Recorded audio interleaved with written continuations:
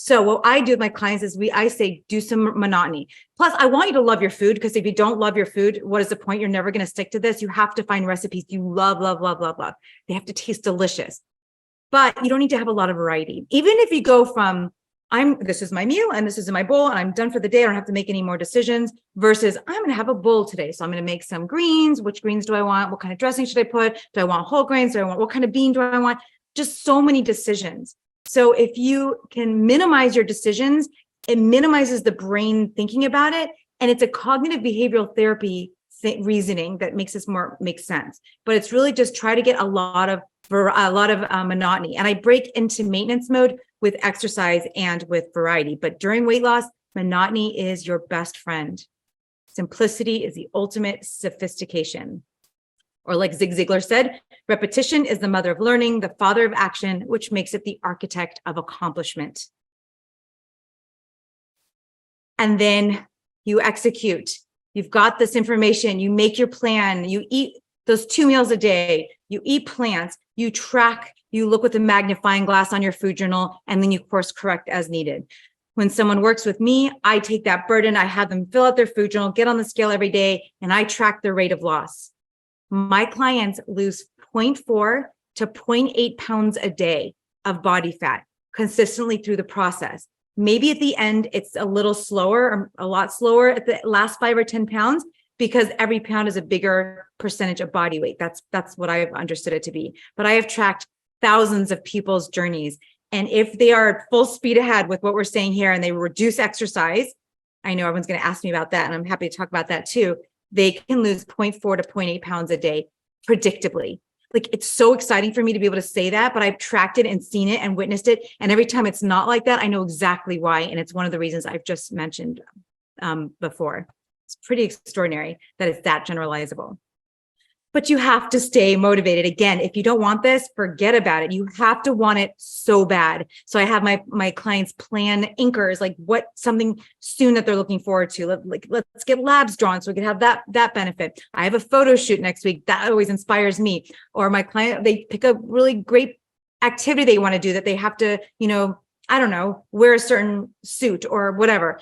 Whatever it is little things that are more imminent rather than the long-term goal, especially my clients that have 100 pounds to lose. It's a long time. So you have to stay motivated, whatever it takes.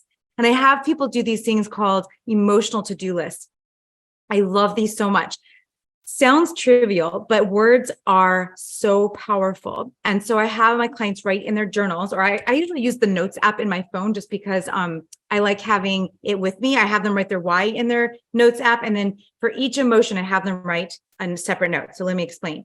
So you have a plan. You're eating this at this time and this at this time. You already have your food prepared. Everything is planned ahead. Now, what happens if you go to grab something in between? So I ask them to stop. Just stop yourself for 1 minute, set a timer for 1 minute and go, okay, what's going on? It's not time to eat. Maybe you're hungry, but even if you're hungry, it's like, well, when I was a kid and I was hungry and I say, Mom, I'm hungry. She's like, well, it's not time for dinner, go play. And I go get busy and distract myself and then come back when it was time to eat. So even if it's hunger, okay, that's one thing that you don't have to deal with it. But if it's like most people eat off plan because they're stressed or procrastinating, or they're tired, or they're bored, or like trying to find something else to do other than what they're supposed to do. So I have them write a list. You could try this at home. It's really, really helpful. Write a list, things that soothe me when I'm stressed, and everything that's really relaxing, taking a bath, and things that you could do fast and things that take more time, getting a massage or taking 3 deep breaths or going out in the sunshine or doing 5 minutes of yoga. Put a whole long list of things that are comforting and soothing to you, and keep adding to that list. And then have a separate list for things that are super fun that you love to do, like little silly things that are fun. Like I love to play this one word puzzle game on my phone, or I'm learning how to speak Spanish on an app. So I'll spend a couple minutes doing that if I want to do something fun or distracting or whatever. Write these long lists. And then when you're in that moment, just say, okay, what's going on? And then what could I do instead on that list? And you've got this all ready to go preemptively so that when those things come up, you're ready to go, you do that thing, and you can move on with your plan, and you didn't go off your plan. It's very helpful.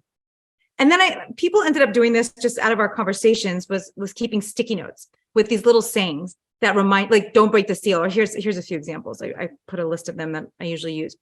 Nothing tastes as good as healthy and lean feels. Success is a sequential series of small victories. I'll get to that later. Don't break the seal. I'm going to exercise my off switch. If not now, when?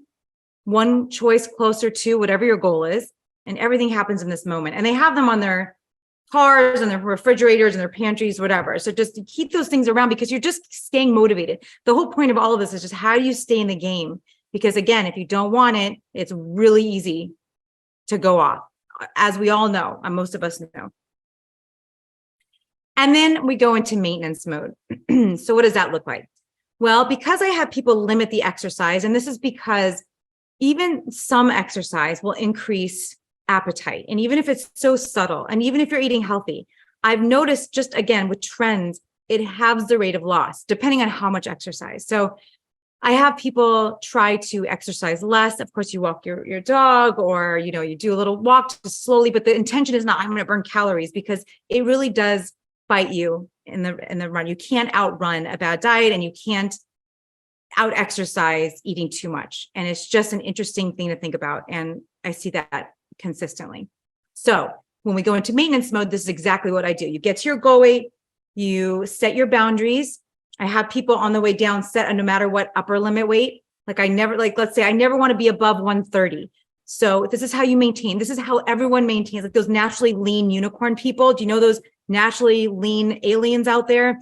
I know some, and I've been studying them for years and decades. And I find it fascinating because they do this naturally. I'm putting these systems in place because I don't do this stuff naturally. I don't have an off switch. I love to eat. I could just keep eating. So I have to put in systems so that I could stay at the goal that I want to stay at. So these people, these aliens and unicorns, they just know. And I watch this all the time. It's so interesting. When let's say 130 is your upper limit, you don't want to be 130. You really want to hover between 120 and 124. So let's say you get to 125. You're getting on the scale every day, so then you just okay, I'm just going to go into weight loss mode for one day. Just going to rein it in. You're not even weight loss mode. You're just reining it in, and you bring it back down to 120, 122, whatever. That's how you do it. You just get on the scale instead of saying, oh, I'll do it Monday. I'm not going to look, I had a bad day. I'm going to do it Monday. I'm going to do it January. Next thing you know, you've gained it back and then some. So it's just being present and aware and an acceptance of what is. You are human after all. How do you manage this so that you can stay where you want to stay? So you pick your weight range, okay? And that's how you manage it. It's like a gas pedal and a brake. You're on weight loss, you're just doing your thing. And then, I just have to slow down for a couple of days. Okay, back to normal, whatever. And the longer out you get at your goal weight, the more easy it is to sustain, because your body is brilliant at homeostasis. We love homeostasis. We're immaculate at keeping our calcium levels so that we don't have a heart attack, at keeping our blood pressure a certain way. All those things are immaculately, meticulously controlled by homeostasis. So if your body, all of a sudden you lose 100 pounds or even 10 pounds, your body's like, whoa, get me back to normal. That doesn't feel right. And it will do everything it can psychologically, insidiously, to get you back up. So you have to solidify that number. So the more days you have behind you at that goal weight, the more steady it becomes. So that moment you get to your goal weight, that's when the diet begins. That is the most delicate, sensitive, temporary thing. And you have to be, you don't go, okay, I'm done with my diet. How many of you have done that? I've done that my whole life. I did that. And then it comes back. So you just treat it very delicately. And that's how we tiptoe into maintenance mode. Then a couple weeks of seeing that same number on the scale, then we start increasing exercise, because I'm not saying I am saying that exercise is extraordinarily helpful and health promoting for every system in your body, for preventing aging, aging healthfully and avoiding sarcopenia, on and on and on, a million reasons to exercise, but it doesn't help with weight loss. It does help with weight loss maintenance. It's known for that too. So we bring back exercise. Then we start flirting with variety. Maybe if I have more different options every day, or maybe if I have, what else do I want to look at? Maybe I'm going to change my feed back so I can have more food flowing through so I can get more ideas. But again, you have to watch your brain and stay humble, because, you get to that point. I don't know how many of you can relate to this. I wish I could see your hands, but when you think you get to that goal and you're like, I will never go back. I'm always going to stay right here. This is it. I'm done. It is a humbling experience when you have one dose of something hyperpalatable. You go for that vegan pizza and it's like, oh yeah, you remember, you can go back to how it was always, because these foods drive our dopamine so powerfully, and we are human. I keep reminding everyone, I'm reminding you right now, We are all human, and this is our biology, it's our physiology, and it's the environment we live in. This trifecta of abundance. It's constantly there. So we have to check ourselves and stay humble to the process. And that's just how life is. And we just have to accept it. But I also use things like a gratitude list while we're going through the process, like every little win. So losing 100 pounds is not like, I'm going to decide to lose 100 pounds and then the next day you lost 100 pounds. Doesn't work that way. It's a process. It's a journey. And it's always about the little tiny decisions you make day to day, those little tiny habits that you've shifted, that you reinforce day after day after day, the little things. When I said no to, my daughter was just having chocolate and I wanted a bite of chocolate. It sounded really good. And I said, no, that was a win for me. I don't want chocolate right now. I have my photo shoot next week. So every time you have a win like that, you write it in your gratitude list, because those are the things that will end up being your end of your journey goal. That's it. It's those little microscopic decisions. You have to remember that every day, day to day. That's the consistency, and it's those small little choices that is literally everything. Then I have this thing called days of deliciousness. So I always want to tell people, like, you're not going to eat celery sticks the rest of your life and that's it. And you're not doing that during weight loss mode anyway. I'm exaggerating, but there is wiggle room. There is wiggle room. I have this beautiful client who just got back from an amazing trip and she enjoyed, and I encourage her to do this. And I always encourage people to do this.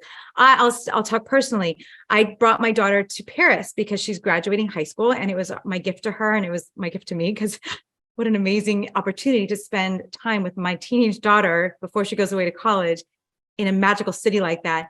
And there was no way I was going to sit there and not have baguettes. I had baguettes every day and I enjoyed every bite without guilt, because I was in Paris with my daughter enjoying baguettes.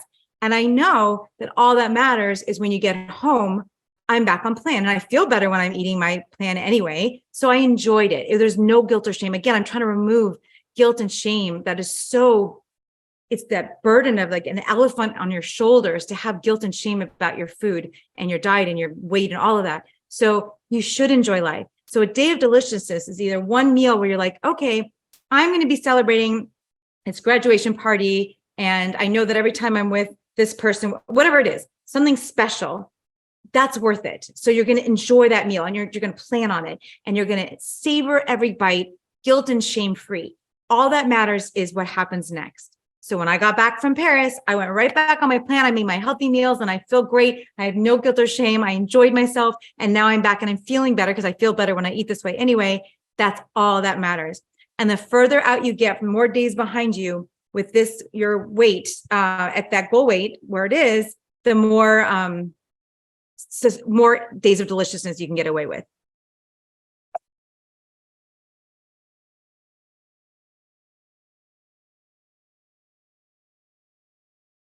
I did something. Hold on. Sorry. I clicked something. Can you guys still see my screen? Well, tell me if you can't see my screen. Why isn't it working?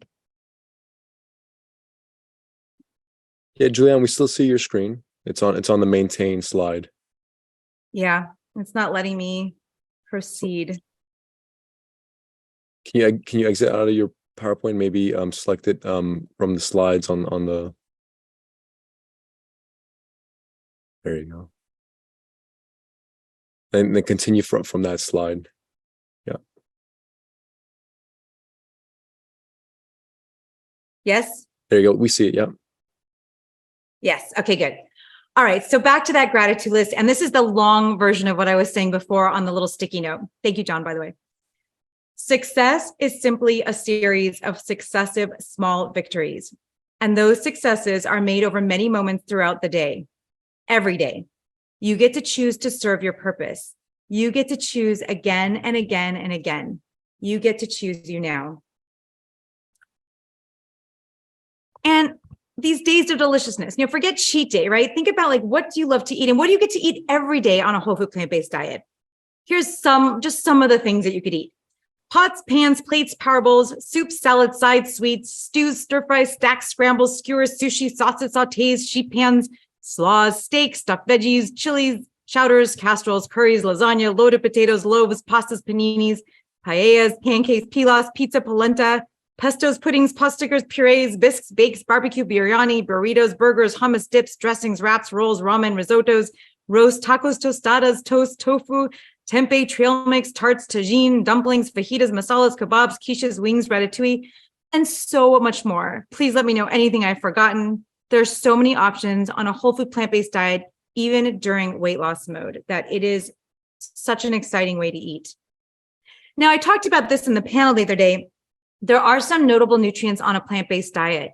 Namely, if you are eating a plant-based diet, you need to consider supplementing, especially vitamins B12, D3 if you're low, or even as a maintenance dose, because that seems to be a problem around the world. And if you go to my website again, I have a lot of videos and information and pictures and all sorts of stuff on these notable nutrients specifically, so we can go into deep dive into it. But vitamins B12 and D3 and K2 for your bone health.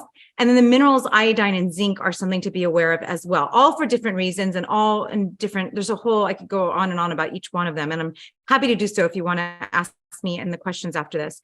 The other notable nutrient on a plant-based diet is a macronutrient group, the omega-3 fatty acids, the long chain DHA and EPA, which you cannot really get in large doses if you're not consuming actually fish mostly. And so it's become more and more evident that we need to supplement with a microalgae formula of DHA and EPA just to avoid deficiency. This is for cognition and immunity and all these other things. So all of us now are recommending it. We've been doing that for a few years, and the evidence keeps seeming to support that. So I do recommend my clients. So again, if we're doing you're in a deficit because you have to be for weight loss.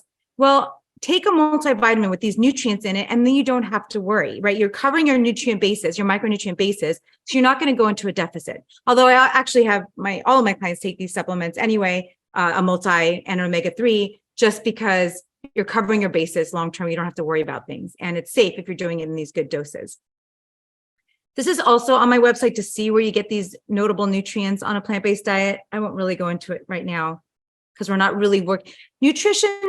Nutritional optimization is something I talk about in maintenance mode, but not during weight loss. In weight loss, you're eating healthy foods, but you're just trying to eat just enough to stay, functional in your life, keep your GI tract going, and to keep, staying in fat burning mode. And most importantly, don't forget radical self-compassion. I love this quote from the Daily Calm. I love that app. Sometimes you need to step off the worn path, lay down with your eyes up to the blue sky, interlock your fingers behind your head, and let the grace grow up around you. You are human after all. You're not broken. And we forget radical self-compassion often. And we have horrible self-talk often, too often. So what I like to do, like when I'm helping people transition to a plant-based diet, I like to swap out the animal products for more plant products. And with negative self-talk and all the stuff we say, beating ourselves up over things, I like to swap in the positive things, the radical self-compassion, the radical self-acceptance while you go through this journey, remembering that we are biologically not adapted to live in this society. And it is normal to be how you feel about food and what you want to do. So remember that you're human. It is so important to remind yourself that you're not broken. This was my dedication in the book, and I'm just going to read it. The Choose You Now diet is dedicated to our magnificent bodies, our bodies that keep our hearts beating, our lungs filling with air, our hormones flowing as needed, our circadian clocks intimately tied to daily, monthly, and seasonal patterns without any conscious work on our parts, our bodies that walk us through life and enable us to smell roses, feel rain, bond with an animal, watch a sunset, experience love, pain, joy, heartbreak, excitement, disappointment, successes, failures, wins, losses, and passions. These same extraordinary homes we live in from birth till death, who know how to fight off microbes and inflammation and stress, who tap into our fat storage when we run low in glycogen, and who hold on to fat in order to survive in times of scarcity. You just need to let your naturally brilliant body do what it is programmed to do. Step out of its way and experience gratitude and love for your inner wisdom. Nourish your body and your mind.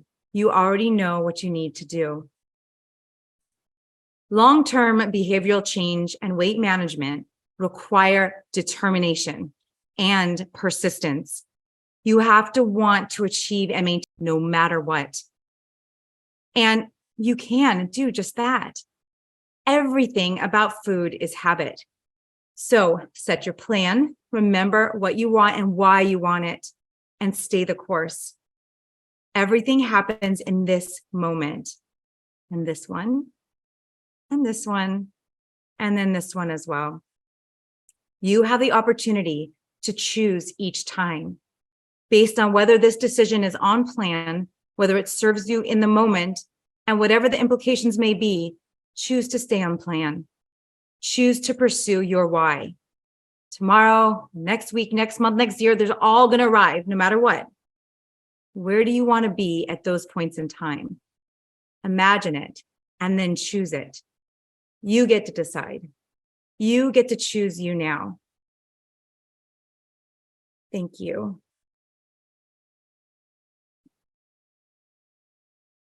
All right. Thanks. Thanks for that, Juliana. Great presentation. All right. All right. So let's start the Q&A. But before we do, I just want to make sure everyone knows how to connect with you and where to go to buy your book, Juliana. Can you help me get out of my I got you. Yeah. Here. presentation? There you go. Thank Okay. you. No worries. So where to find me? Is that Yep. what you have? Thank you. Yep.